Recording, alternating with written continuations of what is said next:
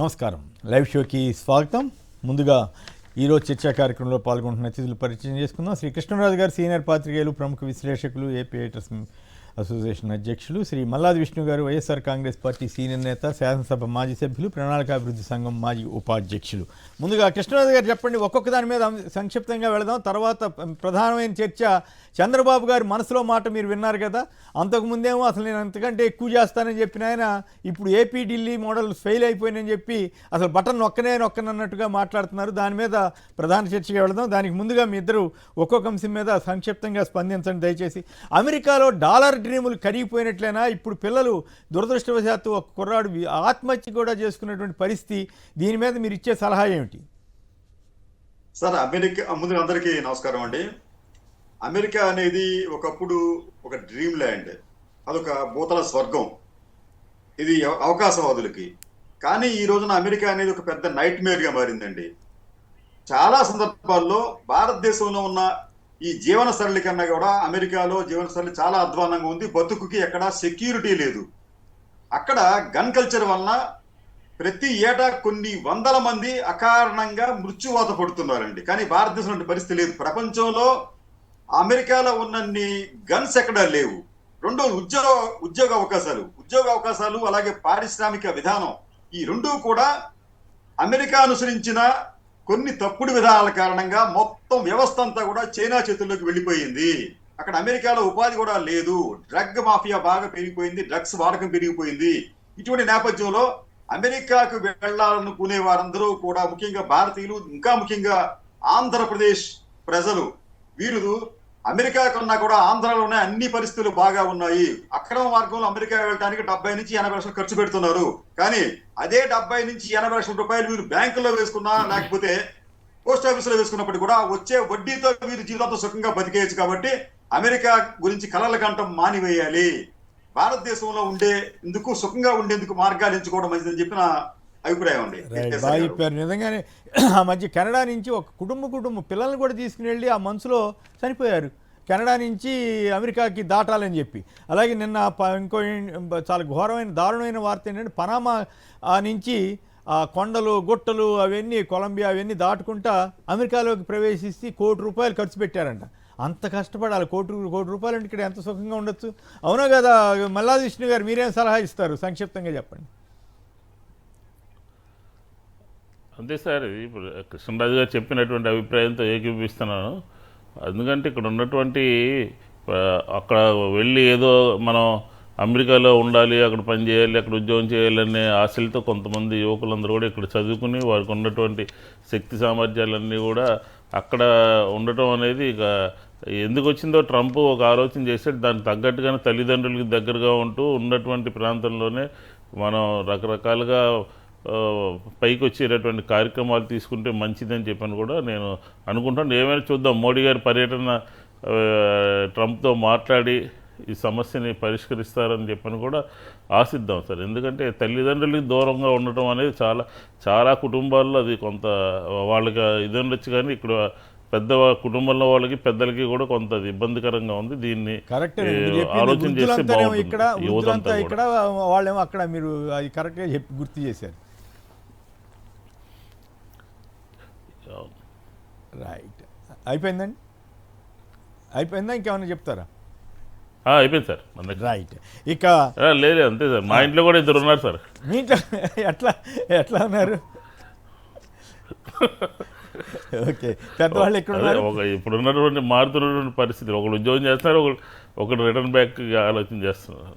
చదువుకోవడానికి వెళ్ళి, అప్పుడు చదువుకోవడానికి వెళ్ళిన వాళ్ళకి అక్కడ ఉద్యోగాలు చేయడానికి వీలు లేదని చెప్పి తీసుకెళ్ళి చర్యలు తీసుకుంటున్నారు. దాంతో అందరికీ ఇప్పుడు టెన్షన్ అంట. ఇక్కడి నుంచి ఎదురు పంపించాల్సి వస్తుందంట.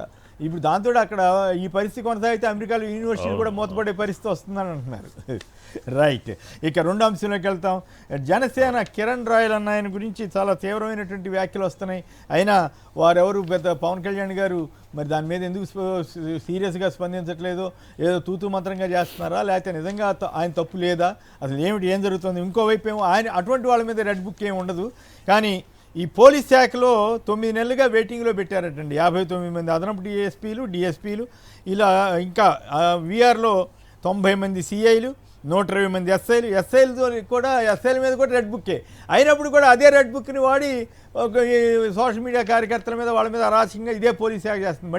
మళ్ళీ వాళ్ళే గురవుతున్నారన్న పరిస్థితి మీద కృష్ణరాజు గారు చెప్పండి.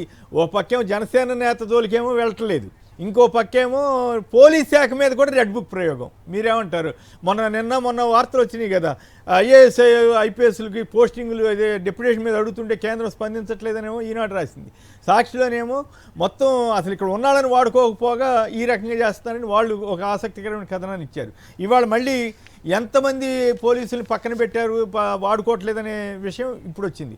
ఈ రెడ్ బుక్ గోల కేవలం వాళ్ళకి నచ్చని వాళ్ళ మీదనా లేకపోతే చట్ట ప్రకారంగా వ్యవహరించిన వాళ్ళ మీద? సార్ ఇక్కడ మనం ప్రధానంగా 2 అంశాలు అంటే, ఒకటి కిరణ్ రాయల్ అనే వ్యక్తికి సంబంధించి, రెండోది వేకెన్సీ రిజర్వ్ లో ఉంచిన పోలీసు ఉద్యోగులు అధికారులు. మొదట కిరణ్ రాయల్ అంశానికి వచ్చేటప్పటికి ఇదంతా ఇటువంటి వ్యక్తులు జనసేన పార్టీలో కోకొలలుగా ఉన్నారండి. కోకొల్లలుగా ఉన్నారా? ఒక్కొక్కరు బయటపడతారు. అంటే అరాచక శక్తులు, అంటే జనసేన పార్టీలో ఉన్నన్ని అరాచక శక్తులు బహుశా భారతదేశంలో ఏ పార్టీలో కూడా ఉండకపోవచ్చు. వారి మాటలు, వారి చేష్టలు, వారి హావభావాలు అన్నీ కూడా ఇబ్బందికరంగానే ఉంటున్నాయి. సోషల్ మీడియాలో కావచ్చు, బయట కావచ్చు, లేకపోతే ఇటువంటి డిబేట్లో కావచ్చు. డిబేట్లో కూడా వారు మాట్లాడుతున్న తీరు చాలా అభ్యంతరకరంగా, హేయకరంగా ఉంటున్నాయి. ఇవన్నీ కూడా పవన్ కళ్యాణ్ గారికి తెలిసే వారంతా చేస్తున్నారని అనిపిస్తుంది. ఎందుకంటే ఈ రోజున కిరణ్ రాయల్ అనే వ్యక్తి గతంలో చేసిన, ఇప్పుడు చేసినప్పటికీ కూడా దానికి అతను బాధ్యత వహించాలి. ఒక మహిళ పట్ల చాలా అనుచితంగా వ్యవహరించారు, ఒక మహిళను ఎక్స్‌ప్లాయిట్ చేశారు అని తెలిసినప్పటికీ కూడా పవన్ కళ్యాణ్ గారికి సంబంధించి ఒక అధికార ప్రకటన నిన్న జారీ చేశారు. అదేమిటంటే, పార్టీ తదుపరి ఆదేశాలు ఇచ్చేంత వరకు కూడా మీరు పార్టీ కార్యకలాపాలకు దూరంగా ఉండండి, అంతే తప్ప వారి మీద చర్యలు తీసుకోవడానికి ఉపక్రమించలేదు. ఎందుకు చర్యలు తీసుకోవాలి అంటే, మీకు అంత చాలా నగ్నంగా ఆ ఆధారాలు కనిపిస్తున్నాయి. మీకు ఆడియో, వీడియో విజువల్స్ మీకు అక్కడ స్పష్టంగా ఎవిడెన్స్ ఉన్నప్పటికీ కూడా పవన్ కళ్యాణ్ గారు ఎటువంటి చర్యలు తీసుకోకుండా కేవలం మీరు మాట్లాడకుండా ఉండండి, పార్టీ కార్యకలాపాలకు దూరంగా ఉండండి అని చెప్పి మాత్రమే చెప్పడం విడ్డూరం. ఎందుకు విడ్డూరం చెప్పి అన్నానంటే, పవన్ కళ్యాణ్ గారి గతంలో అంటే అధికారంలోకి రాకముందు మహిళల గురించి ఆయన చేసిన ప్రకటనలు ఎవరైనా చూసినా చదివినా కానీ వారి శరీరం ఉప్పొంగిపోతుంది. ఎందుకంటే మహిళల పట్ల ఆయనకు అపారమైన గౌరవం ఉంది. ఎవరైనా కానీ ఒక మహిళ పట్ల కన్నెత్తి చూస్తే రేపు వాడికి తెల్లవారదు అని చెప్పిన వ్యక్తి పవన్ కళ్యాణ్ గారు. మహిళల మిస్సింగ్ కేసుల్లో కూడా ఆయన ఎంతో నుంచి వచ్చిన ఇంతమంది మిస్ అయిపోయారు అని చెప్పి వారికి సానుభూతి చెబుతూ వారికి గురించి అశ్రువులు రాల్చిన పవన్ కళ్యాణ్ గారు ఈ రోజున తన పార్టీలో ఉన్న వ్యక్తులు మహిళల పట్ల అనుచితంగా వ్యవహరిస్తున్నప్పటికీ కూడా వారి పట్ల చర్యలు తీసుకోవడానికి, వారిపైన చర్యలు తీసుకోవడానికి పవన్ కళ్యాణ్ గారు తత్సారం చేస్తున్నారు. ఎందుకు ఇదంతా జరుగుతోంది? కాబట్టి పవన్ కళ్యాణ్ గారు దీంట్లో అంటే ఎందుకైనా ఉదాసీనంగా ఉన్నారు. అసలు పవన్ కళ్యాణ్ గారికి మహిళలంటే గౌరవం ఉందా లేదా అనే విషయాన్ని రేణు దేశాయ్ గారు లేకపోతే మరొకరు ఇప్పటికే చెప్పారు. కాబట్టి ఏంటంటే మనం పవన్ కళ్యాణ్ గారి గురించి ఎక్కువగా ఈ విషయంలో అంటే మహిళలకు రక్షణ కల్పిస్తారు, పార్టీలో మహిళలకు రక్షణ కల్పిస్తారనే విషయాల్లో మనం పవన్ కళ్యాణ్ గారి గురించి ఎక్కువగా మనం యోచించనక్కర్లేదు అని చెప్పి అనిపిస్తుంది కేసరి గారు. అయితే ఇక్కడ పాయింట్ ఏంటంటే, ఒక పక్కేమో పోలీస్ శాఖ మీద రెడ్ బుక్ మీరు చూశారు కదా, పోస్టింగ్ లేకపోవటం. ఇంకో పక్క మీరు గమనిస్తే తిరుమల దాని మీద కూడా సంక్షిప్తంగా మాట్లాడండి. ఎక్కడ కూడా జంతు కొవ్వు అనే పదమే లేకుండా వార్తలు ఇచ్చారు. మరి అంటే దాని అర్థం ఘోరమైన అపచారం చేసినట్లే కదా. ఇప్పుడు కల్తీ అనేది అనేక సందర్భాల్లో ఉంటుంది, పోలీసులు పట్టుకుంటుంటారు. మరి అట్లాగే తిరుమలకి సంబంధించి టెస్టింగ్ సెంటర్స్ ఉంటాయి, ఇవన్నీ జరుగుతూ ఉంటాయి.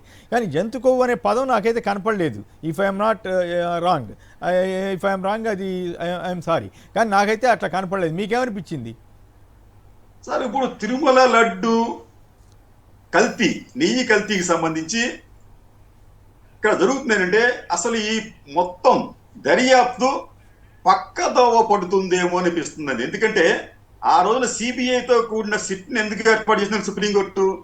తిరుమల లడ్డూకు సంబంధించి నెయ్యిలో కల్తీ జరిగిందా లేదా అన్నది ప్రధానంగా వాళ్ళు దర్యాప్తు చేయాలి, విచారణ జరపాలండి, నివేదిక ఇవ్వాలి.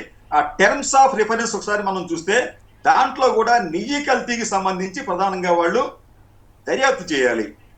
కానీ ఇక్కడ ఏమైందంటే, ఇక్కడ అసలు విషయాన్ని మర్చిపోయి కొసల విషయాల మీద వాళ్ళు ఎక్కువ దర్యాప్తు చేస్తున్నారు. అంటే ఏం చేస్తున్నారంటే, వీళ్ళు కల్తీ నేతి దర్యాప్తును సిబిఐ నేతృత్వంలోని సిట్టు విజయవంతంగా నీరు కారుస్తోంది అనిపిస్తోంది. ఎందుకంటే ఈ రోజు అరెస్టు చేసిన నలుగురిలో ఎవరూ కూడా కల్తీ నెయ్యికి సంబంధించిన కేసులో ఆరోపణలు ఎదుర్కొంటున్న వారు కాదు. కానీ ఈ కాంట్రాక్టు అంటే నెయ్యి కాంట్రాక్టును పొందే విషయంలో వీరు కొన్ని నిబంధనలు అతిక్రమించారు అనే ఆరోపణల మీద మాత్రమే వారు అరెస్ట్ అయ్యారు. రెండోది ఏంటంటే ఈ దర్యాప్తు అంటే సిబిఐ ఈ సిట్ దర్యాప్తుకి ఈ వారు సహకరించడం లేదు కాబట్టి అరెస్టు చేశారని చెప్పి అన్నారండి. అంటే ఇక్కడ ఏ కౌసానా కూడా కల్తీ నెయ్యి ప్రస్తావన రావటం లేదు. అంటే ఈ సెకండ్ ఆప్షన్ ఏదైతే ఉందో ఇది ఈ కల్తీ నెయ్యి టెండర్లు ఇచ్చే విషయంలో ఏమైనా అవకతవకలు జరిగినాయి అనేది తర్వాత ఎప్పుడో చూడవలసిన అంశం. కానీ వీళ్ళు ఏంటంటే మేము సిట్ ఏర్పాటు చేశారు కాబట్టి మాకు ఇంత టైం ఇచ్చారు కాబట్టి మేము ఇంతకాలం చేస్తున్నాం కాబట్టి మేము ఏదో ఒక చర్య తీసుకోవాలనే ఉద్దేశంతో ముందుగా ఈ నలుగురిని వారు అంటే నేను ఎందుకు ప్రస్తావించాల్సి వస్తుందంటే నిన్న మొన్న కూడా జంతు కొవ్వు కలిపిన అని రాస్తూ వచ్చిన పత్రికలు ఈనాడు ఆంధ్రజ్యోతి ఈనాడు వాళ్ళు రాశారో లేదో కానీ ఒక పత్రిక అయితే రాసిందని అది ఇవాళ ఆ ప్రస్తావన లేకుండా కథ నడిపారనేది నాకు అనిపించింది. ఈ కల్తీ నెయ్యికి సంబంధించి దర్యాప్తు బృందానికి సాధారణ ప్రజలు అనేక ప్రశ్నలు వేస్తున్నారండి. అసలు ఈ కల్తీ నెయ్యి జరిగిందని చెప్పి మీరు విచారణ చేస్తున్నారా? విచారణ చేస్తూ ఉంటే మీరు ఈ కల్తీ నెయ్యికి సంబంధించిన శాంపిల్స్ మీరు సేకరించారా? ఆ శాంపిల్స్ ఎవరివి? వాటిని ఎక్కడ మీరు అనలైజ్ చేశారు? ఆ ఫలితాలు ఏమిటి? ఇవన్నీ కూడా ఈ దర్యాప్తు సంస్థ బయట పెట్టాల్సిన అవసరం ఉంది. దాంతో పాటు చంద్రబాబు గారిని పవన్ కళ్యాణ్ ముందు విచారించాలి కదా. సిఇఓ శ్యామలరావు గారిని మరి వాళ్ళ తోలికి ఎక్కడ వెళ్లకుండా మరి ఎక్కడి నుంచి ఈ ఆరోపణలు ఎవరైతే చేశారో వారిని కూడా విచారించవలసిన అవసరం ఉంది. ముఖ్యంగా మనం చెప్పిన చంద్రబాబు నాయుడు గారిని విచారణ చేయకుండా ఈ దర్యాప్తు అనేది పరిపూర్ణంగా ఉండదు, సంపూర్ణంగా ముగియదు. కాబట్టి ఆయనను కూడా పిలవాలి. మళ్ళీ ఆయనే మాట మార్చాడు కదా, ఏదో కల్తీ జరిగిందని. మొదటేమో జంతుకోవు అన్నారు, తర్వాత ఏదో ఒకటి జరిగి ఉండొచ్చు అని ఆయనే మాట మార్చారు. ఇప్పుడు దాని జోలికి అయితే వెళుతున్నట్లేదు. రైట్. పుల్లయ్య నాయుడు గారు తాడికొన్న. పుల్లయ్య నాయుడు గారు నమస్కారం, మాట్లాడండి. ఈ అంశాల్లో దేని గురించి అయినా మీరు మాట్లాడచ్చు. చంద్రబాబు గారు మొన్న ఢిల్లీ మీద మాట్లాడింది కానీ ఇవన్నీ. అందరికీ నమస్కారం అండి. నమస్కారం, మాట్లాడండి. ఈ పోలీస్ అధికారుల మీద వేధింపులు చూస్తుంటే అండి, వాళ్ళ గత ప్రభుత్వంలో నిజాయితీగా పని చేశారని ఇది తప్పించి వారికి ఇంకో ఉద్దేశం కాదండి. అవును, కరెక్ట్. తర్వాత వాళ్ళకి నచ్చిన వాళ్ళకి మాత్రం పెద్దపీటలో వేస్తారండి. అది ఆ ప్రభుత్వంలో సస్పెండ్ అయిన ఏబి వెంకటేశ్వరరావు గారిని తీసుకొచ్చి అవును ఆయన మొత్తం ఏరియాస్ అన్ని కూడా కంప్లీట్ గా ఇచ్చేసి ఇంకో పదవి కూడా ఇచ్చారు. సస్పెండ్ టైంలో కూడా జీతాలు ఇచ్చేసి ఇప్పుడు ఒక పోలీసు హౌసింగ్ కార్పొరేషన్ చైర్మన్ గా కూర్చోబెట్టారండి. అవును. తర్వాత ఈ పవన్ కళ్యాణ్ గారు ఉన్నారండి, ఈయనకి ఢిల్లీ ఎన్నికల మీద గొప్పగా చెప్పుకోవడానికి నోరు పగిలింది కానండి, ఈ కిరణ్ రాయల్ వేధింపుల మీద మాట్లాడడానికి మాత్రం నోరు రావట్లేదు. ఈ మంత్రులు చూస్తుంటే 80% హామీలు నెరవేర్చేసామని చెప్తారు. ఈయనేమో ముఖ్యమంత్రి గారేమో నేను సంపదలు సృష్టించేనే కానీ ఏమి చేయలేని నేను చెప్తారండి. రైట్. శివ అశ్వరాపేట. శివ నమస్కారం, మాట్లాడండి. కేఎస్ఆర్ గారు, ప్యానల్ పెద్దలకు కూడా గుడ్ మార్నింగ్ అండి. నమస్కారం, మాట్లాడండి. నేను చెప్పేది ఏంటంటే, పవన్ కళ్యాణ్ పంతో నానాజీ గారు తప్పు చేసినప్పుడే లెఫ్ట్ రైట్ తీసుకుంటే ఆ జన సైనికులు ఎంతవరకు వచ్చేవాళ్ళు కాదండి. నిన్న బొమ్మిడి నాయకుడు, ఇవాళ కిరణ్ రాయలు, టీడీపీ వాళ్ళకంటే జనసేన వాళ్ళే గోండాలుగా తయారవుతున్నారండి ఆంధ్రాలో. ప్రత్యేక స్థానంలో వచ్చిన పవన్ కళ్యాణ్ కంటే మాకు ఇక్కడ ఉన్న తీర్మార్ మళ్ళీ 1000 రెట్లు మెరుగండి. ప్రత్యేక రాకుండానే అప్పుడు కేసీఆర్ ను ఉతికారేశాడు. ఇప్పుడు ఎమ్మెల్సీ తీసుకొని ప్రజెంట్ ఇప్పుడు ఉన్న అధికార పార్టీలో ఉండి ఇప్పుడు తీర్మార్ మళ్ళీ ఉతికి ఆరేస్తున్నాడు ఒక్కొక్కరిని. ఆయన షోకాస్ నోటీస్ ఇచ్చారు కాంగ్రెస్ వారు, అది వేరే చర్చ. కానీ రైట్. విష్ణు గారు చెప్పండి, ఈ జనసేన ఇష్యూ కానీ పోలీసుల మీద రెడ్ బుక్ వాళ్ళ జోలికి వెళ్తా, రెడ్ బుక్ పోలీసుల మీద వెళ్తా ఉంది, వీటన్నిటి మీద ఇప్పుడు మీ కామెంట్ చెప్పండి. సార్ ఇప్పుడు రాష్ట్రంలో ఈ రెండు పార్టీలు కూడా మహిళల మీద జరుగుతున్నటువంటి అత్యాచారాల మీద కానీ అఘాయిత్యాల మీద కానీ అలాగే సొంత పార్టీలో వ్యక్తులు మహిళల పట్ల వ్యవహరించినటువంటి తీరు మీద కానీ రెండు పార్టీలు కూడా అధికారంలో ఉన్నటువంటి కూటమి రెండు పార్టీలు కూడా మాట్లాడేటటువంటి పరిస్థితి లేదు. ప్రజలకి చెప్పేటప్పుడు మాత్రం రకరకాలైనటువంటి స్టేట్మెంట్స్ ఇస్తారు. నిన్న కూడా చంద్రబాబు నాయుడు గారు మహిళల జోలికి వస్తే ఆ రోజే ఖతం అది ఇది అని చెప్పాడు. ఇది ఇప్పుడు జరుగుతుంది ఏంటంటే ఈ మహిళల పట్ల వారి రెండు పార్టీలు కూడా ఒక ఫర్మ్ స్టాండ్ అనేది తీసుకోదు. ఎందుకంటే పార్టీకి చెడ్డ పేరు వస్తుందని ఆ విషయాన్ని సీరియస్గా తీసుకుంటే ప్రజలకు ఉన్న వాస్తవాలు తెలుస్తాయని చెప్పండి. అలాగే ఇందాక కాలర్ ప్రస్తావించినట్టు అన్ని జనసేనకు సంబంధించినటువంటి వాళ్ళన్నీ కూడా సీరియల్గా నడుస్తూ ఉన్నాయి కార్యక్రమాలన్నీ కూడా. మరి అధినేత ఎందుకునో సీరియస్గా స్పందించినట్టుగా కనపడలేదు. ఈ సందర్భంలో పోలీసు వాళ్ళు కూడా భయపడతా ఉన్నారు, వీళ్ళ జోలికి వెళ్తే ఏమవుతుంది ఏంటి అని చెప్పి. ఎందుకంటే వాళ్ళని తీసుకుపోయి వీఆర్లో పెట్టడము, రిజర్వ్లో పెట్టడము, ఇప్పుడు ఉన్నటువంటి సంఖ్య చూస్తే మనకి బోల్డంతమంది వీఆర్లో పని లేకుండా కూడా పక్కన ఉన్నటువంటి పరిస్థితి కనపడుతూ ఉంది. శాంతి భద్రతలు సంపూర్ణంగా ఉండాలి అంటే పోలీస్ యంత్రాంగం అంతా కూడా ఉన్నటువంటి వాళ్ళందరూ పనిచేసినప్పటికీ కూడా ఇంకా సరిపోతాయా లేదా, జనాలు సరిపోతారు, పోలీస్ యంత్రాంగం సరిపోతుందా లేదా అని ఒక ఆలోచన ఉన్నటువంటి తరుణంలో ఇంత ఫోర్స్ని పక్కన పెట్టడం అనేది సరైనటువంటి విధానం కాదు. ఎందుకంటే రాష్ట్రంలో మనం చూసాం ఈ 7 నెలల కాలంలో అత్యాచారాలు కానీ, దొంగతనాలు కానీ, లేకపోతే సైబర్ నేరాలు కానీ, లేకపోతే రోడ్డు సంబంధించినటువంటి యాక్సిడెంట్లు కానీ అనేక జరుగుతున్నప్పటికీ కూడా ప్రభుత్వం దీని మీద ఎక్కడ కూడా దృష్టి పెట్టినటువంటి పరిస్థితి అయితే కనపడలేదు. దీని మీద వాళ్ళు ఏమనుకుంటున్నారంటే ఏదో నడిచిపోతుంది, మనం కక్ష సాధిస్తున్నాము, రెడ్ బుక్ రాజ్యాంగాన్ని అమలుపరుస్తున్నాము అని చెప్పని ఆలోచన తప్ప పోలీసు డిసిప్లిన్ కలిగినటువంటి ఫోర్స్ని ఏ రకంగా మనం ఉపయోగించుకోవాలని లేదు. నిన్న చిన్న ఉదాహరణ చెప్తాను. విజయవాడ 2 టౌన్ పోలీస్ స్టేషన్లో ఒక సర్కిల్ ఇన్స్పెక్టర్కి ఒక అధికార పార్టీకి సంబంధించినటువంటి ఎమ్మెల్యే ఫోన్ చేసి నానా దుర్భాషలు మాట్లాడితే ఆయన సడన్గా స్విచ్ ఆఫ్ చేసి విధుల నుంచి పక్కకి వెళ్ళిపోయాడు, సెలవు పెట్టేసి వెళ్ళిపోయాడు. 15 రోజులు సెలవు అని చెప్పాను. ఎందుకంటే ఆ విధమైనటువంటి పరిపాలన కొనసాగుతుంది. పోలీసు యంత్రాంగం మీద గతంలో పనిచేసినటువంటి వాళ్ళ మీదేమో ఒక రకంగాను, ఇప్పుడు పనిచేస్తున్నటువంటి వారి మీదనేమో దౌర్జన్యము, జులుము ప్రదర్శించి వాళ్ళకి కావాల్సిన విధంగా చేసుకునే విధంగా పోలీసు వ్యవస్థని ఆ రకమైనటువంటి దుస్థితికి తీసుకొచ్చినటువంటి పరిస్థితి మనకు కనపడుతుంది. ఎందుకంటే అధినేత చంద్రబాబు నాయుడు గారే గంటకు పరిపాలన సక్రమంగా నిర్వహించట్లేదు. ఆయన గతంలో మనసులో మాట అని చెప్పిన ఒక పుస్తకం రాసుకున్నారు. ఆ మనసులో మాట ఆ రోజు రాసినటువంటివన్నీ కూడా ఈరోజు కార్యరూపం జరుగుతున్నాయి. ఎందుకంటే పోలీస్ యంత్రాంగం పట్ల, రెవెన్యూ యంత్రాంగం పట్ల ఏ రకమైనటువంటి భావనలో ఉన్నాడో ఆయన అన్నీ కూడా రాశాడు అక్కడ అందులో. అలాగే ఈ ఢిల్లీలో జరిగినటువంటి పరిస్థితిని, ఆంధ్రప్రదేశ్లో ఉన్నటువంటి పరిస్థితిని పోల్చి ఆయన మాట్లాడాడు. ఖచ్చితంగా ఢిల్లీలో ఉన్నటువంటి పరిస్థితిని ఆయన పోల్చి. విష్ణు గారు దాని మీద మళ్ళీ అడుగుదాం. ఇప్పుడు కిరణ్ రాయల్ ఇష్యూలో చూడండి, మహిళ ఆవిడని బెదిరిస్తున్నట్టుగా ఇవాళ వార్త వచ్చింది. అలా బెదిరిస్తుంటే కూడా ఎదురు కేసు పెట్టారంటే ఆవిడ వెనకాల ఎవరున్నారో చెప్పాలని చెప్పి కేసు పెట్టారని లేదా కంప్లైంట్ చేశారని అంటున్నారు. ఈ పరిస్థితి ఏంటి? ఎదురు కేసులు పెడతారా మహిళల మీద కూడా? ఈ లెక్కన పెట్టే అవకాశం ఉందా?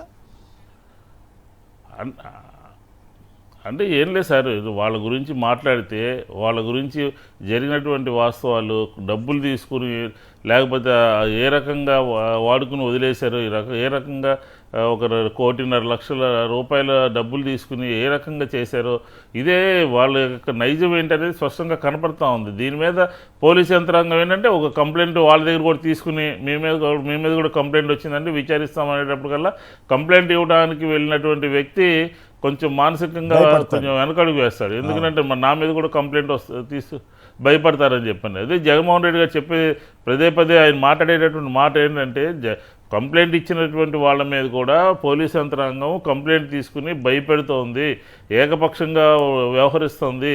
ఎందుకంటే ముందు పోలీస్ స్టేషన్కి వచ్చి కంప్లైంట్ ఇచ్చినటువంటి వాళ్ళ మీద కూడా కంప్లైంట్ రిజిస్టర్ చేస్తామని చెప్పి బెదిరించడం ఏంటండి? పోలీసులు చేయాల్సిందేంటి? ఎవరు తప్పు చేశారు, ఎవరు వ్యవహారం ఏంటి తేల్చాల్సినటువంటి వాళ్ళు ముద్దాయినేను కంప్లైంట్ దారిని ఇద్దరిని కూడా ఒక రకంగా చూసి వాళ్ళిద్దరిని కూడా ఏదో రాజీ చేసుకోమన్నట్టుగా వీళ్ళు దారి చూపిస్తున్నటువంటి పరిస్థితి ఇది ఆంధ్రప్రదేశ్ పోలీస్ యంత్రాంగం చేస్తుంది. ఇది మహిళల పట్ల కూటమి ప్రభుత్వం వ్యవహరిస్తున్నటువంటి తీరు. మరీ ముఖ్యంగా పవన్ కళ్యాణ్ గారు దీని మీద చాలా సీరియస్గా తీసుకోవాల్సిన అవసరం ఉంది. వాళ్ళ పార్టీలో అనేక సంవత్సరాలుగా ఉండొచ్చు, పనిచేయచ్చు కానీ మహిళ ఇంత అన్యాయం జరిగిందని చెప్పి పోలీస్ స్టేషన్కి వెళ్ళినటువంటి సందర్భంలో దాని మీద సైలెంట్గా ఉండి పార్టీ కార్యక్రమాలకి దూరంగా ఉండమని చెప్పడం ఏంటండి? ఫర్మ్గా ఉండాల్సినటువంటి అవసరం ఉంది. ఆయన ఎన్నెన్నో ఉపన్యాసాలు ఇచ్చారు మహిళల గురించి. మహిళలు ఆంధ్రప్రదేశ్ నుంచి ఎక్స్పోర్ట్ చేసేస్తున్నారని చెప్పని, మాయమైపోయారని చెప్పని, లేదంటే ఊరుకోమని చెప్పని, తాట తీస్తామని చెప్పని చెప్పినటువంటి పార్టీ ఈరోజు ఇంత ఘోరం జరుగుతుంటే, ఇంత అన్యాయం జరుగుతుంటే, ఒకటే కాదు, ఒక సంఘటనే కాదు, ఆఖరికి పిఠాపురంలో కూడా జరిగినటువంటి రేపులో కూడా ఆయన నిర్లిప్తంగా వ్యవహరించారు. వాళ్ళు చూడలేదు, పట్టించుకోలేదు. ఇది సరైనటువంటి విధానం కాదు. ఈ విధానము కూటమి ప్రభుత్వం యొక్క మహిళల పట్ల వారు వ్యవహరిస్తున్నటువంటి పాలసీ కింద తీసుకోవాల్సినటువంటి, ప్రజలందరూ కూడా తీసుకోవాల్సినటువంటి అవసరం ఎంతైనా ఉంది, స్పష్టంగా కనపడతా ఉంది. స్ట్రింజెన్సీ యాక్షన్ లేదు. కరెక్ట్. తిరుమల లడ్డు గురించి కూడా ఏమైనా కామెంట్ చేస్తారా? ఇందాక కృష్ణరాజు గారు చాలా క్లియర్గా చెప్పారు. సార్ ఇప్పుడు తిరుమల లడ్డూది ప్రజల్ని మభ్య పెడతా ఉన్నారు. సరైన సమాధానాలు రానందుకు నలుగురిని అరెస్ట్ చేశారండి. ఏం సరైన సమాధానాలు? మేము స్పష్టంగా సుప్రీంకోర్టు తలుపు తట్టింది దేనికి అంటే, చంద్రబాబు నాయుడు గారు, ఈఓ గారు, అక్కడ ఉన్నటువంటి వాళ్ళందరూ కూడా మా హయాంలో తిరుపతి లడ్డూలో కొవ్వు కలిసిందని చెప్తున్నారు, అది అబద్ధము ఇది అని స్పష్టంగా సుప్రీంకోర్టు తలుపు తట్టాము. దానికి సిట్ వేస్తూ ఉన్నారు. సిట్తో పాటు ఆంధ్రప్రదేశ్ పోలీసులు కూడా యాడ్ చేయడం మూలంగా ఏదో జరిగిపోయింది, ఏదో కొంతమందిని అరెస్ట్ చేయడం మూలంగా నిజంగా కల్తీ జరిగిందని చెప్పిన ఒక అభిప్రాయాన్ని ప్రజల్లో తీసుకువెళ్ళడం కోసం మాత్రమే ఈ నలుగురిని అరెస్ట్ చేశారనేది స్పష్టంగా అర్థమవుతుంది. కల్తీ కలిసిందా, ఎవరికి ఎక్కడి నుంచి వచ్చింది, నెయ్యి ఎక్కడి నుంచి వచ్చింది, ఏ లడ్డూలో వచ్చిందని చెప్పకుండా ఊరిని నలుగురిని అరెస్ట్ చేశారండి. నలుగురిని ఎందుకు అరెస్ట్ చేశారు? వాళ్ళు సరైనటువంటి సమాధానాలు చెప్పనందుకు అరెస్ట్ చేసి, లడ్డూలో కల్తీ జరిగిన దాంట్లో అరెస్ట్ చేసినట్టుగా ప్రజలకి ఒక తప్పుడు సంకేతం పంపించాలి, భక్తులకి ఒక తప్పుడు సంకేతం పంపించాలనే ప్రయత్నం చేస్తూ ఉన్నారు. స్పష్టంగా ఇప్పటికైనా అడుగుతూ ఉన్నాం, సిబిఐని అడుగుతూ ఉన్నాం, లేకపోతే సిట్ని అడుగుతూ ఉన్నాం. మేము సుప్రీంకోర్టు జడ్జిమెంట్ ఇచ్చింది ఏంటి, సుప్రీంకోర్టు డైరెక్షన్ ఇచ్చింది ఏంటి, దానికి అనుగుణంగా పనిచేయాల్సింది పోయి ఆంధ్రప్రదేశ్ ప్రజలను లేకపోతే భక్తులను మభ్యపెట్టడానికి చేసేటటువంటి కార్యక్రమం కనపడతా ఉంది. మంచి పాయింట్లు తీసుకొచ్చారు కృష్ణ గారు. ఇప్పుడు ఇంతకీ జంతు కొవ్వు కలిసిందా లేదా అన్న దాని మీద ఎక్కడ సిబిఐ కానీ లేదా స్టేట్కు సంబంధించిన వాళ్ళు కానీ ఎక్కడ ఏం చెప్పలేదు. చంద్రబాబు గారు చెప్పట్లేదు. చంద్రబాబు గారు ఆల్రెడీ మాట మార్చేశాడు. ఇంక ఇప్పుడు వీళ్ళు పైగా ఇప్పుడు సప్లై చేసేవాళ్ళు గతంలో కూడా సప్లై చేశారు కదా, ఆ గవర్నమెంట్ ఈ గవర్నమెంట్ అని తేడా లేకుండా. అప్పుడు రేటు తక్కువకి ఇచ్చారు, ఇప్పుడు రేటు తక్కువకి ఇచ్చి ఉండొచ్చు. ఇవన్నీ జరుగుతూ ఉన్నాయి. తప్పు జరిగితే చర్య తీసుకోవచ్చు, తప్పేం కాదు. కానీ జంతు కొవ్వు అనే పదం వాడటం ద్వారా కోట్లాది మంది హిందువుల మనోభావాలు దెబ్బతీశారనేది కదా ఇప్పుడు ఆరోపణ. విష్ణు గారు సార్, మనకి ఎవరు డీలరో, ఎవరి దగ్గర తక్కువ కొంటారో, ఎవరు ఎక్కువ సప్లై చేస్తారో, ఎవరు ఏంటో అవన్నీ కూడా అప్పుడు ఈ సబ్జెక్టుకి అప్రస్తుతం సార్. ఇప్పుడు మనకు కావాల్సింది ఏంటంటే, మేము సుప్రీంకోర్టులో వేసినటువంటి పిటిషన్ ఏంటంటే, సాక్షాత్తు ముఖ్యమంత్రిగా ఉన్నటువంటి వ్యక్తి జంతు కొవ్వు కలిసిందని, మా టైంలో కలిసిందని చెప్పారు, అది అబద్ధము, దీన్ని నిరూపించాలి అని చెప్పనే మేము కోర్టుకు వెళ్ళాము. ఈ వెళ్ళినటువంటి సందర్భంలో సిబిఐతో పాటు ఈ సిట్ కలుషితం చేసేస్తుంది సిబిఐని కూడా. ఎందుకంటే ఇప్పుడు ప్రజలకు సమాధానం చెప్పాల్సినటువంటి బాధ్యత ఎవరి మీద ఉంది? ఈ లడ్డూలో కీలకమైన పాయింట్ చెప్పారు. ఇప్పుడు ఓన్లీ సిబిఐకి ఇచ్చేస్తే సరిపోయేదానికి రాష్ట్ర పోలీసులు కూడా ఎందుకు పెట్టారనే దానికి అర్థం కనపట్లేదు. రాష్ట్ర పోలీసులు పెట్టడం మూలంగా అసలు ఈ వ్యవస్థ అంతా కూడా కల్తీ అయిపోయింది. కల్తీ లడ్డు పోయి ఈ వ్యవస్థ సిట్లో రావాల్సినటువంటి అంతా కల్తీ అయిపోయింది. ఇప్పుడు దీని మీద మనం మాట్లాడుకోవాల్సిన పరిస్థితి ఉంది. కల్తీ జరగలేదు బాబు, వాస్తవాలు వెలుగు తీయండి అని చెప్పి మనం చెప్తా ఉంటే, ఆ తీర్పుని ఆ ప్రజలకు అందించాల్సినటువంటి సమాచారాన్ని రాష్ట్ర పోలీసుల్లో కొంతమంది అధికారుల్లో పెట్టి కల్తీ చేసేసి ప్రజల ముందు పెడతా ఉన్నారు. కాబట్టి ఇది స్పష్టంగా ఈ లడ్డూలో మనం ఒక విచారణ అనేది ప్రజలకి వాస్తవాలు చెప్పాలి అని చెప్పని ధైర్యంగా సుప్రీంకోర్టుకి వైఎస్ఆర్ కాంగ్రెస్ పార్టీ ప్రభుత్వంలో, వైఎస్ఆర్ కాంగ్రెస్ పార్టీ జమానాలో జరగలేదు అని చెప్పని ధైర్యంగా మేము వెళ్ళి సుప్రీంకోర్టుకి వెళ్ళాం. ఈరోజు నలుగురిని అరెస్ట్ చేసి ఆడెవడో అక్కడి నుంచి ఆ డీలర్ నుంచి ఈ డీలర్కి ఇదంతా తక్కువ ఇస్తున్నావు కాబట్టి కల్తీ జరిగింది చెప్పు అని అంటే, వాళ్ళు సమాధానం చెప్పలేకపోతే అరెస్ట్ చేసి ప్రజల ముందు పెట్టి ఏదో కల్తీ జరిగిందని చెప్పి బిల్డప్ ఇవ్వడానికి కోసం ప్రయత్నం చేస్తున్నారు. అది సరైనటువంటి విధానం కాదు అని చెప్పని కూడా స్పష్టంగా చెప్పారు. రైట్. విష్ణు గారు అయితే చాలా క్లారిటీగా చెబుతున్నారు. జంతు కొవ్వు కల్తీ జరిగిందా లేదా అనేది పక్కన పెట్టి అసలు తేల్చకుండా సిట్నే కల్తీ చేశారనే వ్యాఖ్య ఆసక్తికరంగా ఉందని చెప్పాలి. ఇక రణధీర్ గారు హైదరాబాద్ నుంచి. రణధీర్ గారు నమస్కారం, మాట్లాడండి. గుడ్ మార్నింగ్ కొమ్మినేని గారు, అందరికీ నమస్తే అండి. ఇక్కడ ఈ ఆడవాళ్ళ విషయం లోపల కొన్ని వందల ఎగ్జాంపుల్స్ చెప్పొచ్చు కొమ్మినేని గారు. మనం ఇప్పుడు 2017లో కర్నూలులో తెలుగుదేశం బీజేపీ హయాంలో జరిగిన ఒక సంఘటనని పవన్ కళ్యాణ్ గారు ఆ రోజు ప్రస్తావించారు. జగన్మోహన్ సార్ ఆ రోజు ప్రస్తావించాడు, కానీ జగన్మోహన్ రెడ్డి గారి ప్రభుత్వంలో వచ్చి ప్రస్తావిస్తారు. అది సిబిఐ ఎంక్వైరీ చేయాలని ఇప్పుడు మాట్లాడతారు జగన్మోహన్ రెడ్డి గారి అధికారంలో ఉన్నప్పుడు. అలాగే ఇప్పుడు వీళ్ళు గవర్నమెంట్ లోకి వచ్చినాక ఒక 100 కేసులన్నా జరిగి ఉంటాయి కదా సార్ ఆడవాళ్ళ మీద అగాచాలు, వాటి మీద మాట్లాడు. అలాంటప్పుడు వీళ్ళు వాళ్ళ పార్టీ వాళ్ళ మీద యాక్షన్ తీసుకున్నాడు, ఇవి జరుగుతాయి కదా సార్. జరిగే వాళ్ళ నైతికతే అది సార్ వాళ్ళది. అలా దాంతో ఒక పార్టీ ఉంది సార్, బీజేపీ ఎంపీ కర్ణాటకలో ఒక అమ్మాయి పట్ల ఎట్లా ప్రవర్తించాడు, ఉత్తరప్రదేశ్ లో ఒక ఎమ్మెల్యే ఒక అమ్మాయి కుటుంబం పట్ల ఎట్లా ప్రవర్తించారు, ఇవన్నీ వందల ఎగ్జాంపుల్స్ కదా సార్ మనకి. అవును, బీజేపీ ఎంపీనే అరెస్ట్ చేసినట్టున్నారు కదా అక్కడ ఉత్తరప్రదేశ్. ఎగ్జాక్ట్లీ. అలాగే ఇంకొక విషయం సార్, ఇప్పుడు తిరుపతి లడ్డు విషయంలో నేను లాస్ట్ ఈ మంత్ 7వ తారీఖు వరకు అక్కడే ఉండొచ్చాను సార్. 6వ తారీఖు వరకు నేను నా కోసం మొక్కుకున్న దాంతో పాటు దేవుణ్ణి ఇంకోటి కూడా కోరుకున్నాను సార్, మీ పట్ల అపవిత్రత జరుగుతుంది, వాళ్ళని శిక్షించండి సార్ అని కోరుకోవాల్సిన పరిస్థితి ఏర్పడుతుంది సార్. అలాగా ఇంకొక సంక్షేమ పథకాల విషయం లోపల ఢిల్లీలో ఏపీలో ఫెయిల్ అయిందని చంద్రబాబు నాయుడు గారు మాట్లాడుతున్నారు. బీజేపీ నేను విన్నది కరెక్టే అనుకుంటున్నాను సార్. 2,500 మహిళలకు ఇస్తామని చెప్పి బీజేపీ కూడా కమిట్మెంట్ ఇచ్చింది సార్. ఇచ్చారు కదా, మరి దాన్ని తప్పు పడుతున్నారా సార్? ఇప్పుడు ఇయ్యరని చెప్పి బీజేపీ వాళ్ళు కూడా ఇయ్యమని చెప్పేసి దీని అర్థమా సార్? అక్కడ ఈయన బోల్డ్ హామీలు ఇచ్చారు కదా, అంటే అవన్నీ మరి ఫెయిల్ అయితే అవన్నీ హామీలు ఫెయిల్ అయినాయి, నేను ఇవ్వనని చెప్పినొచ్చు కదా, అప్పుడు ఇంకెక్కువ ఇస్తానని చెప్పి ఇప్పుడు ఈ కథగా చెప్తున్నారు.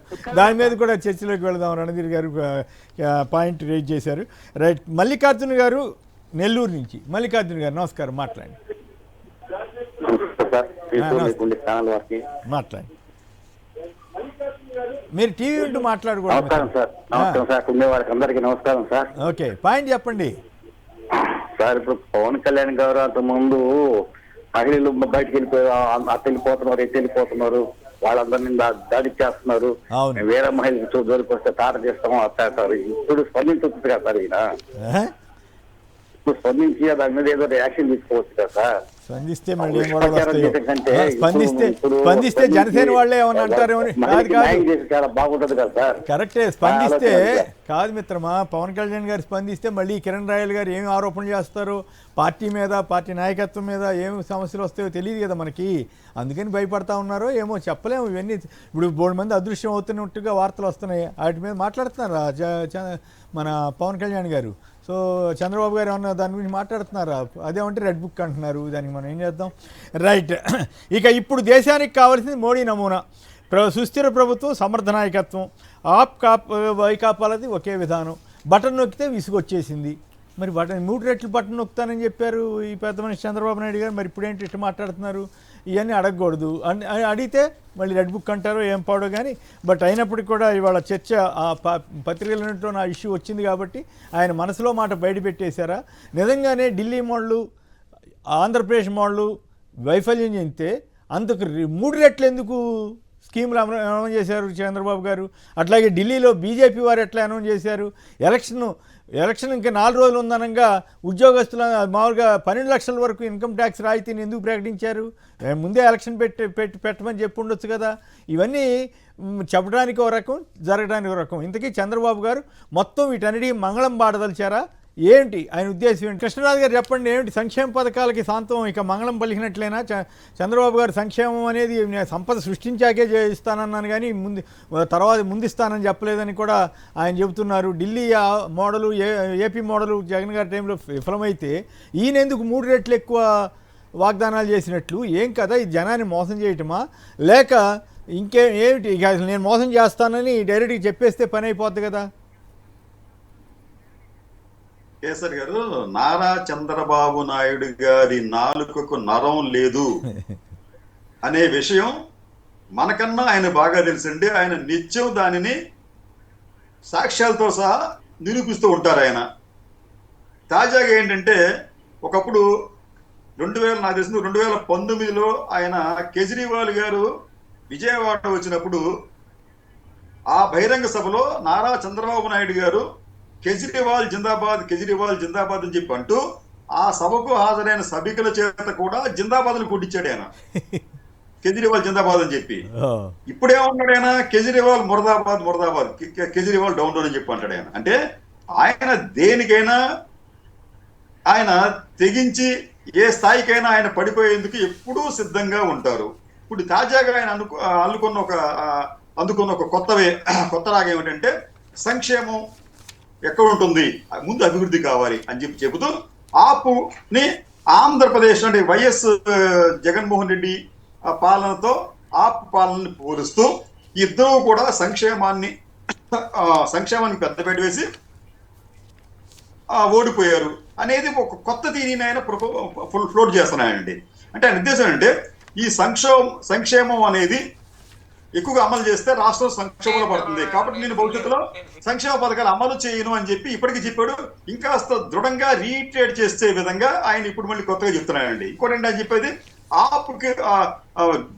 గుజరాత్ మోడల్, మోడీ గారి విధానాలే దేశానికి శరణ్యం, గుజరాత్ మోడల్ అని చెప్పండి. అయితే గుజరాత్ మోడల్ కు సంబంధించి ఆర్థిక నిపుణుల్లో అనేక అనుమానాలు ఉన్నాయి, దానికి రుజువులు కూడా ఉన్నాయండి. ఎందుకంటే గుజరాత్ అనేది ఈ రోజు వైబ్రెంట్ గుజరాత్ అని చెప్పి ప్రచారం చేసుకోవడం, అయితే గుజరాత్ లో పరిస్థితులు వేరుగా ఉండటం అనేది మనం గమనించవచ్చు. ఎందుకంటే సిబిఎన్ గారు చెప్పిన ప్రకారం ఏంటంటే బీజేపీ 5 సార్లు గుజరాత్ లో గెలవడం వల్లనే ఆ రాష్ట్ర జీడిపి అంటే జిఎస్డిపి అనమాట 15 రెట్లు పెరిగిందంట. అది చంద్రబాబు నాయుడు గారు పవర్ పాయింట్ ప్రెజెంటేషన్ ద్వారా చెప్పాడు ఆయన.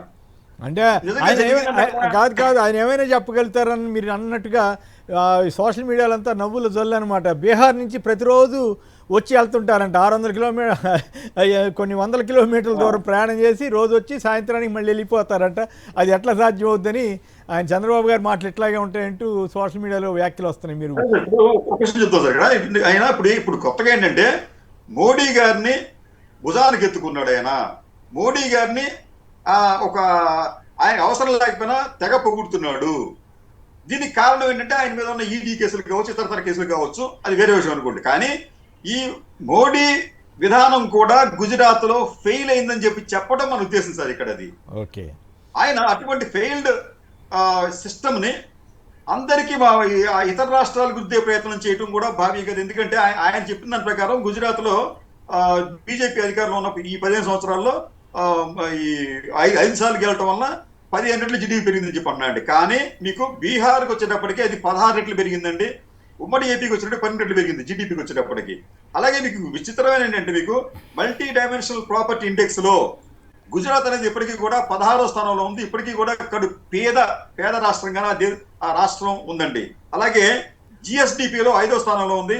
తలసరి ఆదాయంలో 9వ స్థానంలో ఉందండి. ఎందుకు మరి అంత గొప్ప మోడల్ అయితే దేశంలో అగ్రస్థానంలో ఉండాలి తలసరి ఆదాయంలో. కానీ ఈ రోజు తలసరి ఆదాయంలో అగ్రస్థానంలో రాష్ట్రం ఏదండి?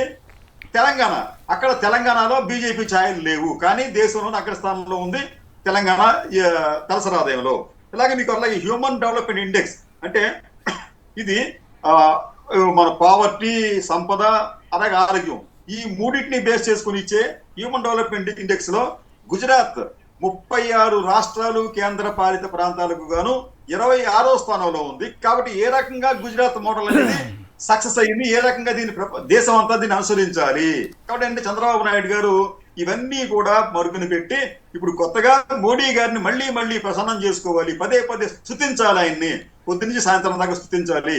ఆయన దగ్గర నుంచి మనం ఏదో ఒక ఆయన మన కృపని మనం పొందాలి అనే భావనతో చంద్రబాబు నాయుడు కాదు కృష్ణరాజు గారు ఆయన దయా ప్రస్థానం చేసుకునేవాడు, మనకేం అభ్యంతరం లేదు. ఇప్పుడు స్కూల్ బాగు చేస్తే అవసరం ఏముంది, లేదా కాలేజీలు లేవుగా అంటూ ఏంటి అంటే ప్రభుత్వ స్కూల్ పాడైపోయినా పర్వాలేదా? ఇప్పుడు నిన్న మొన్న పేపర్లో వచ్చింది ప్రభుత్వ స్కూళ్ళన్నింటినీ పాడు చేస్తున్నారు, సరైన వ్యవస్థనే నడపట్లేదని. అలాగే ఆసుపత్రులు కింద స్థాయిలో లేకుండా సూపర్ స్పెషాలిటీస్ పెట్టాలంటారండి. మరి ఆయన 15 ఏళ్ళు సీఎంగా ఉన్నారు కదా, ఎందుకు ఏపీలో మరి సూపర్ స్పెషాలిటీస్ ఆసుపత్రులు ఆయన నిర్మించలేకపోయారు?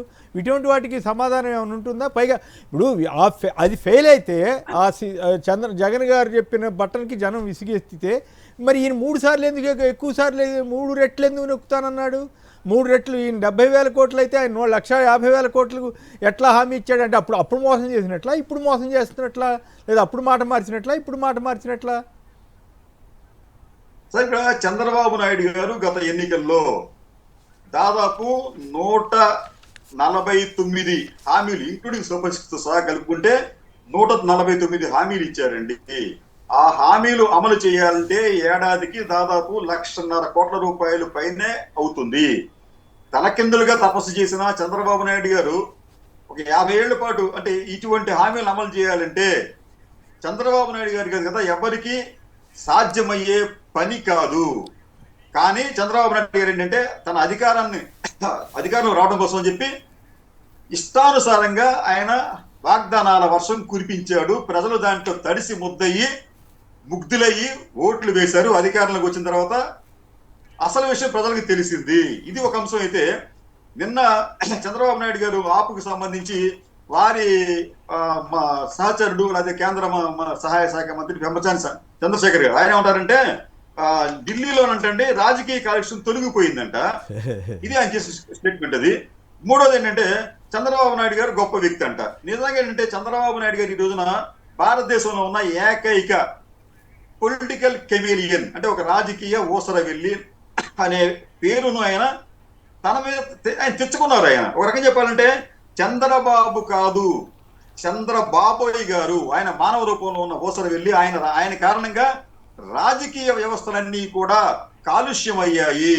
ఇది చిన్న విషయం చెప్పి ముగిస్తాను సార్. నేను ఎలాగా ఈ రాజకీయ వ్యవస్థలని చంద్రబాబు నాయుడు కాలుష్యం చేశారో మీకు తెలుసు, ప్రజలకు తెలుసు. కానీ ఒకసారి దాన్ని రిమైండ్ చేయాలి.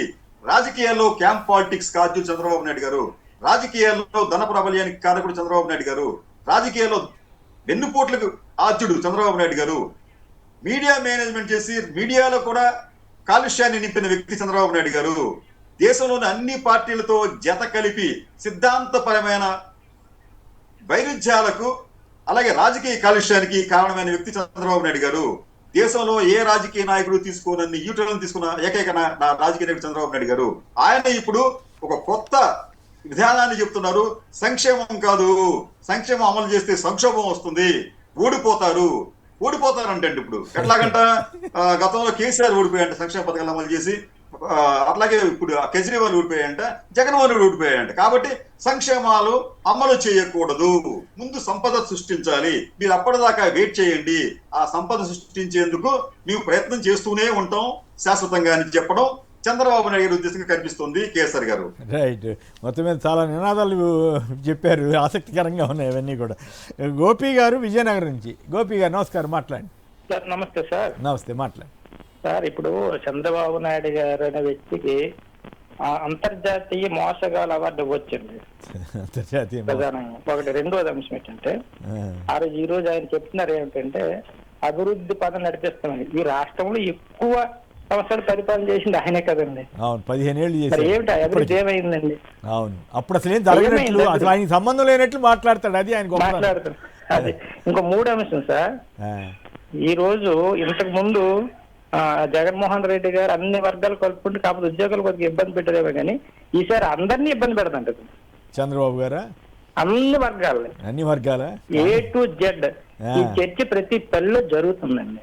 నేను పల్లెటూరు నుంచి మాట్లాడతాను. అంటే ఇప్పుడు అట్లా కాదు, ఇప్పుడు మీరంతా కూడా ఈ సూపర్ 6 గురించి అడగొద్దు అన్నట్టుగా ఆయన మాట్లాడుతున్నారు. మరి అడగొద్దు ధర్మమేనా? మరి ఆయనే కదా అసలు మొత్తం జగన్ గారు ఇచ్చే వాటికంటే కూడా ఎక్స్ట్రా ఇస్తాను, ఇంకా 3 రెట్లు ఎక్కువ ఇస్తానని చెప్పి ఇప్పుడు అవన్నీ వేస్ట్ అని చెబుతున్నాడు. ఏంటి అది అర్థం కాని పరిస్థితి. శ్రీలంక అయిపోతుందనే వ్యక్తి ఇన్ని లక్షల కోట్లు బడ్జెట్ ఉందని తెలిసి హామీలు ఇచ్చినప్పుడు లేదా ఇది? మరి ఇప్పుడు ప్రజలు అడిగేటప్పటికేమో ఇలాగైపోతుందా అంటే రాష్ట్రాన్ని గాడిలో పెడతాండి అతను. వీళ్ళందరూ గాడి తప్పించారా? ఈ చర్చ అంతా ప్రజల్లో నడుస్తుందండి. రెండు ఒక్కటే సార్. అందరూ అనుకున్నది ఏంటంటే ఈ రాష్ట్ర సంపద అంతా కూడా అనుయ వర్గాల్లో ఉన్నటువంటి అమరావతిలో ఎంతో కొంత పెట్టే పరిస్థితి అండి. మిగతా వాళ్ళందరినీ సంక్రాంతి పెట్టేస్తుంటండి. ఇది అయితే ఇంకోటి, ప్రజలకు కూడా చంద్రబాబు నవ్వుకుంటుంది. అతనికి నన్ను మోసగాడై నాకు ఓట్లు వేస్తున్నారు వీళ్ళు, నేను ఎలాగైనా మోసం చేయొచ్చు అని అతను అనుకుంటాడు లోపాకారని. అలాంటి పరిస్థితి వచ్చింది. నిజమేనండి, ప్రజలు మోసపోతున్నారు అతను అనుకుంటున్నారు నేను మోసగాడై నాకు ఓట్లు వేస్తున్నారు. వారి ఉద్దేశం వారు చాలా విలువలు, విశ్వాసం, నీతిమంతం అని కబుర్లు బ్రహ్మాండంగా ఉపన్యాసాలు ఇస్తున్నారు కదా వారికి. రైట్. సునీల్ గారు తిరుపతి నుంచి. సునీల్ గారు నమస్కారం, మాట్లాడండి.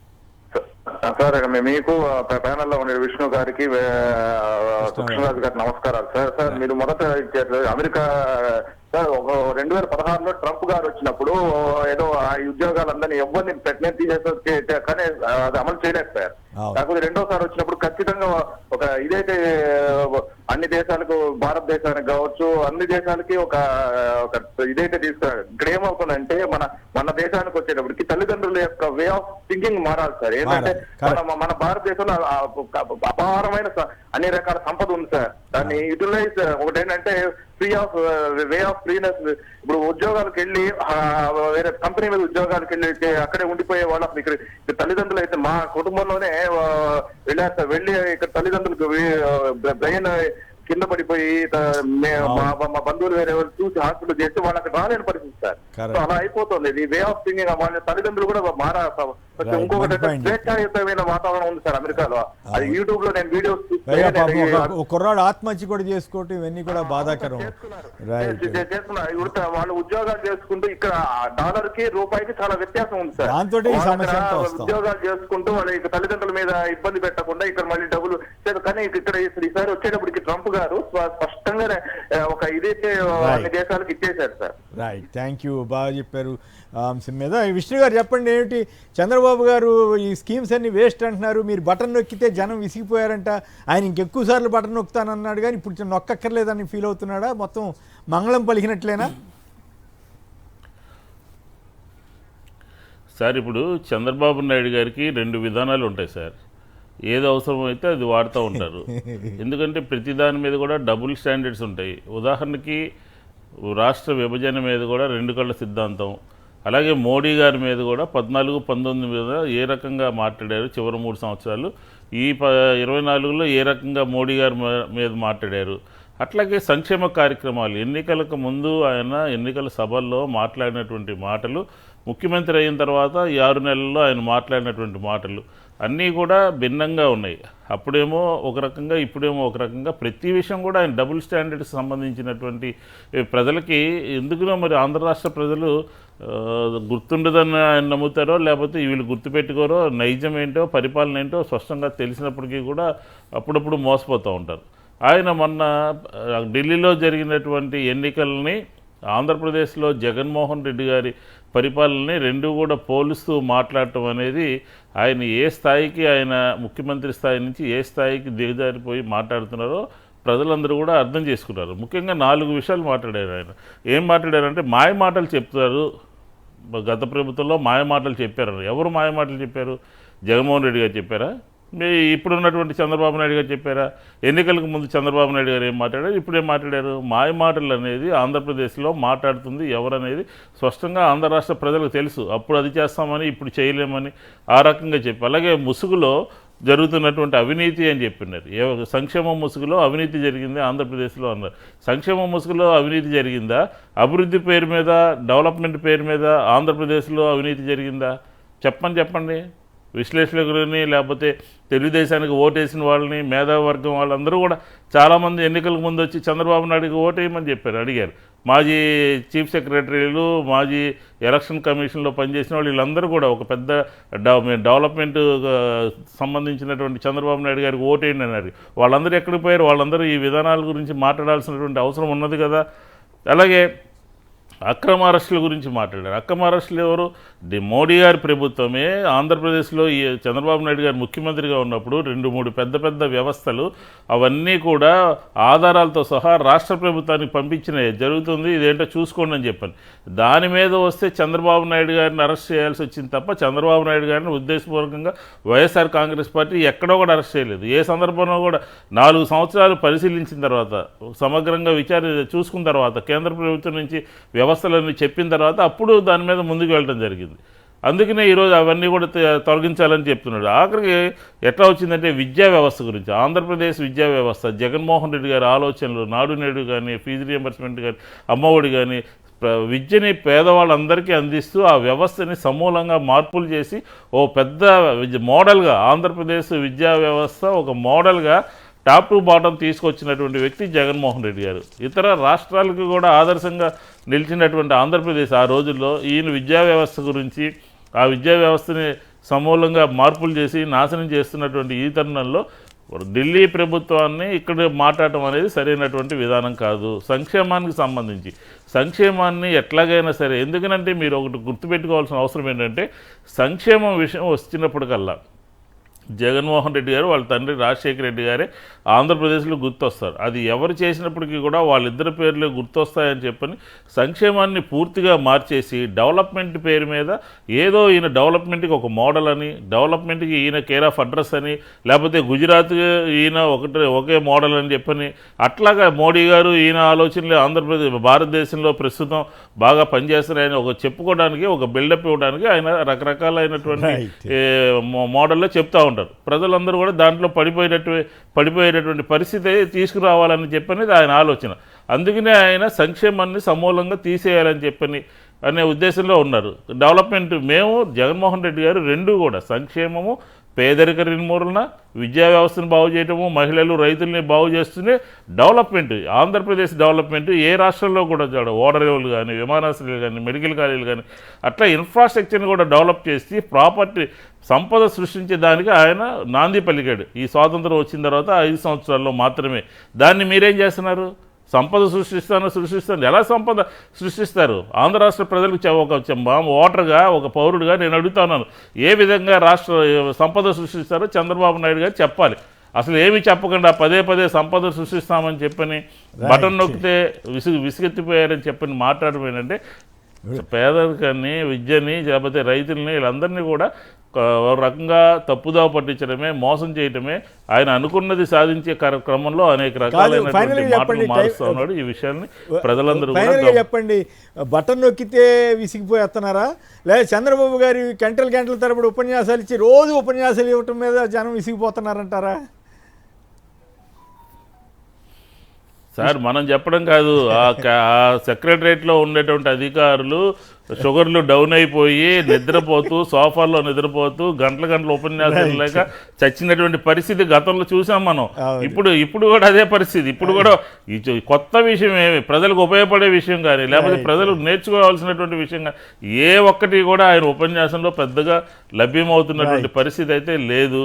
కాబట్టి ఇక మనం కూడా తప్పనిసరిగా వినాల్సినటువంటి పరిస్థితి ఏర్పడింది ఆంధ్ర రాష్ట్ర ప్రజలకి. రైట్, తప్పదు. మరి బటన్ నొక్కడం విసిగిస్తున్నారా? ఇప్పుడు మరి 10 రెట్లు 3 రెట్లు ఎక్కువ బటన్ నొక్కుతానన్న చంద్రబాబు గారు ఇప్పుడు ఆయనకి విసిగి వస్తుందంట. మరి అమలు చేయనని చెప్పినట్లనా ఏమిటి? సూపర్ 6కి మంగళం పలికినట్లుగానే ఆయన మాట్లాడుతున్న తీరుంది. మరోవైపు ఏమో బిల్డప్ బాబాయిలేమో ఇంకేమో అమలు చేసేస్తారని చెబుతుంటే ఈయనేమో ఇట్లా చెబుతున్నారు. ఇప్పుడు ఎవరిది నమ్మాలో ఎవరిది నమ్మకూడదు. రైట్, మల్లాది విష్ణు గారు అలాగే కృష్ణరాజు గారు అందరికీ కూడా ధన్యవాదాలు. ఇది నేటి చర్చా కార్యక్రమం. నమస్కారం.